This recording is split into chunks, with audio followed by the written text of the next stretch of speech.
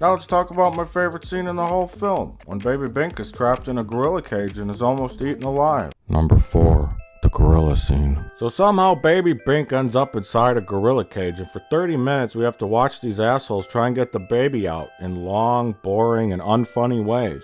So speaking of injuries, let's talk about this and go through why it was horribly inaccurate and misleading.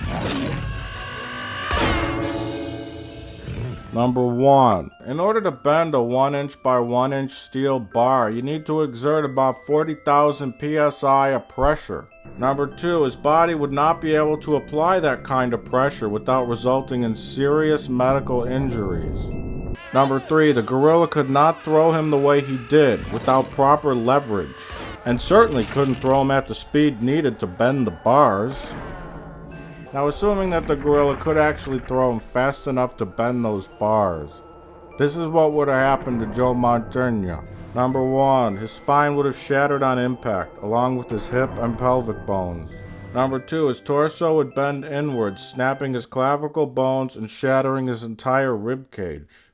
I'm a banana.